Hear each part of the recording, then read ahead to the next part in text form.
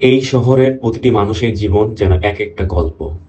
সময়ের অভাবে আর কোলাহলের ভিড়ে গল্পগুলো অজানাই থেকে যায়।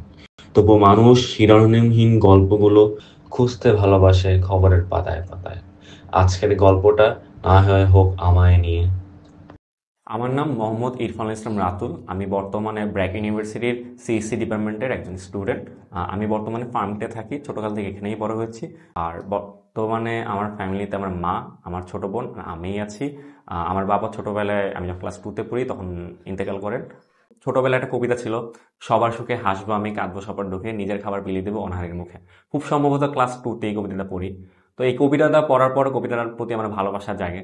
তো সেই কবিতা থেকে আমি স্কুলে কবিতা প্রতিযোগিতায়, কবিতা আবৃত্তি প্রতিযোগিতায় সেখানে ফার্স্ট প্রাইজ পাই। আর সেখান থেকেই ওখান থেকে আমার মানব সেবার প্রতি যে আগ্রহ সেটা অনেক বেড়ে যায়। তো ক্লাস 10-এই আমি আমার কাছের বন্ধু-বান্ধব নিয়ে মানব সেবার কাজ শুরু করি। আমরা একটা নাম ঠিক করি, এই সংস্থার নাম নেই মানবতার একতা।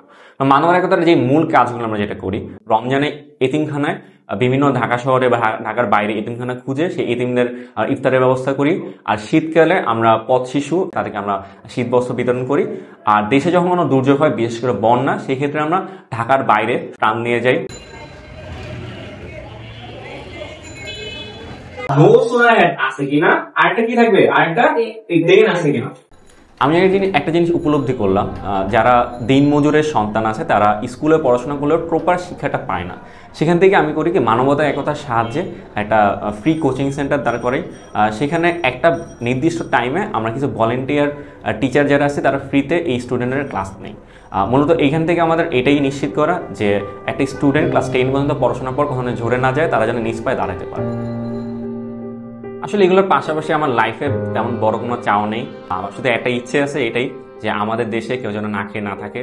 আর আমাদের দেশে যত বাচ্চা আছে তারা যেন তাদের শিক্ষাটা বাস্তবায়ন হয়, আর সবাই যেন ভালো থাকে, তাদের মৌলিক চাহিদাগুলো পূরণ হয়, এইটুকুই।